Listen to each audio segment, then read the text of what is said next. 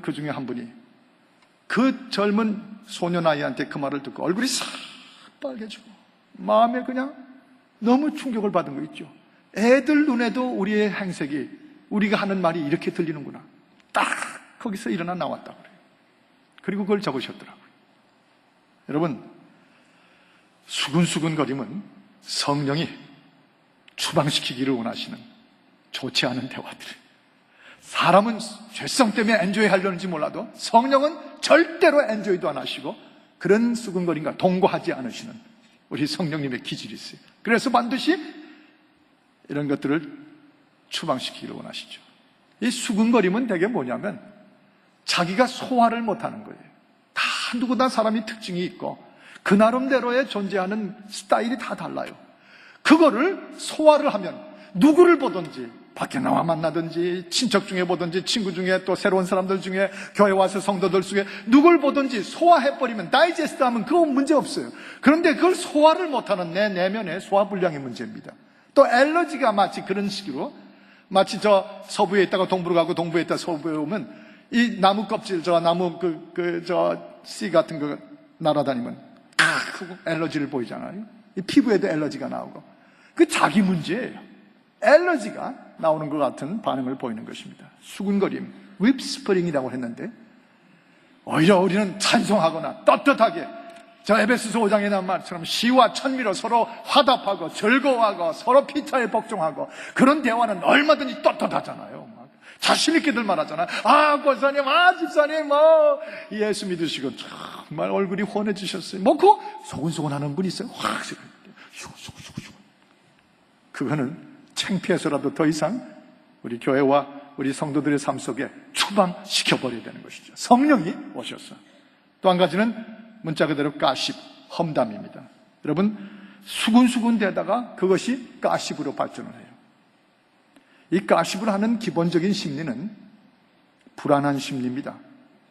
자기 자신에 대한 불만이 남을 자꾸 가십함으로 채우려고 하는 반대작용입니다. 남들을 자꾸 정죄하고 심판하는 교만의 버릇입니다. 그리고 narrow mind, 협소한 마음이죠. 그런데 놀라운 건 성령을 받으면요 마음의 안정이 찾아옵니다. 심리적으로 평안해져요. 요동이 줄어집니다.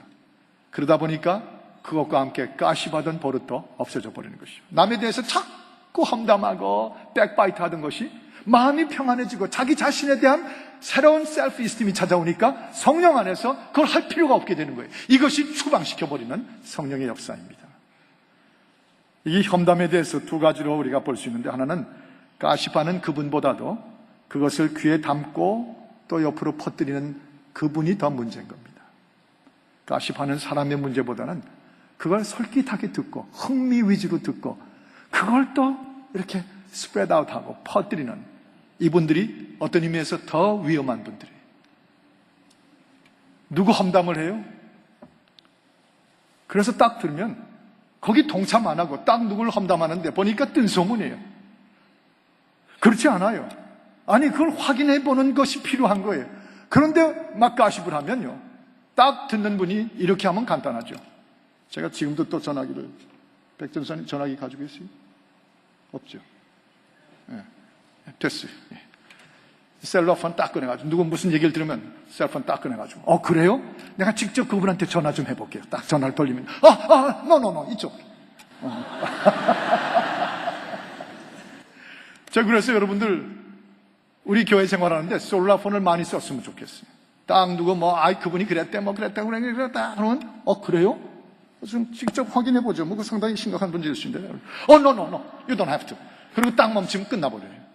그런데 그거를 알아볼 생각도 안 하고 그 뜬 소문이고 험담이고 가십인데 그거를 그래요? 그랬구나 우아하게 하면서 이걸 퍼뜨리기 시작하면 그 다음부터는 그 자신의 영혼이 파괴가 되고 그의 영적인 성장이 그걸로 딱 멈춰버리고 마는 것입니다.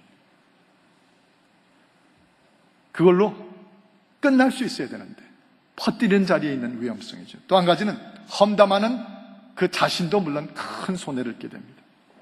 험담하는 자신은 그걸로 인하여 자기 영적 삶이 뒤로 돌아가기 시작하는 거죠. 전진하지 못하고 추방시키지 않으면 험담하는 그 자신이 영적으로 입을 영적 삶의 파괴는 말할 수가 없습니다. 어느 캐톨릭 신부의 스토리 하나를 읽어본 적이 있습니다. 그가 섬기는 교구에서 젊은 과부가 한 분 계신데 이 신부님이 그 젊은 과부의 집에 여러 번 출입하는 것을 주변에서 보게 됐습니다. 그때부터 뭐가 발동할까요? 가십과 험담이 발동하기 시작하죠. 그 신부님이 그 젊은 과부의 집에 왜 저렇게 출입을 해? 쫙 퍼져나가는 거예요. 근데 나중에 알고 보니까 그 젊은 과부가 불행히도 암에 걸려서 거의 호스피스 단계에서 마지막 그의 가는 길을 도와주던 신부의 사역이 있었습니다. 그 장례식이 다 끝났습니다. 유독 심하게 험담을 했던 두 여성이 이 신부님에게 찾아와서 용서를 구했답니다. 우리가 너무 잘못했다고, 용서해달라고. 그랬더니 뜻밖의 신부님이 닭털이 잔뜩 담긴 봉투 2개를 가져오셔가지고 이거를 저기 밖에 뜰에 나가서 저 들판에 나가서 뿌리라고, 바람에 날리라고 그랬습니다. 그래서 나가서 다 날리고 돌아왔답니다. 그랬더니 다시 돌아온 그들에게 2 빈 봉투를 주면서 당신들이 나가서 날린 거를 다시 다 도로 담아가지고 오라고. 그랬더니 담겠다고 나갔다가 하나도 못 담고 돌아왔답니다. 그랬더니 신부님이 그때 하신 말씀이 내가 당신들을 용서하는 건 쉽습니다. 얼마든지 난 용서할 수 있습니다. 그러나 당신들이 이미 날려버린 닥터를 다시 주워올 수 없듯이 살인은 한 사람을 살인하는 거지만 그렇게 뜬 소문으로 알지도 못한 채 가십을 하는 것은 3사람을 최소한 살인하는 것입니다. 한 사람은 험담의 주인공을 살인하는 것이고, 2번째는 당신 자신을 스스로 살인하는 것이고, 3번째는 그것을 듣고 그 귀에 들어서 퍼뜨린 그 사람들도 살인한 것입니다. 험담하는 그 자신이 더 큰 손해를 입을 뿐 아니라 하나님 앞에 한 사람 정도가 아니라 3사람 이상을 살인해버린 심판을 받아야 된다는 아주 무서운 말씀이었죠. 몇 마디 그 정도를 가지고 뭘 그러는가가 아닙니다.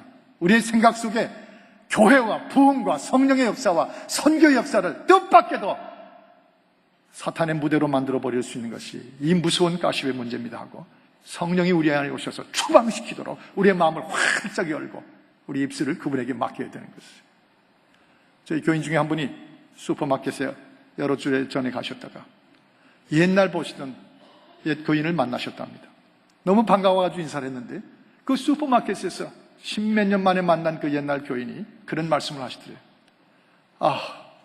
요즘에 베델교회 소식을 들으면 너무너무 내가 내 자신이 갇혀가고 가슴이 아파 죽겠다고.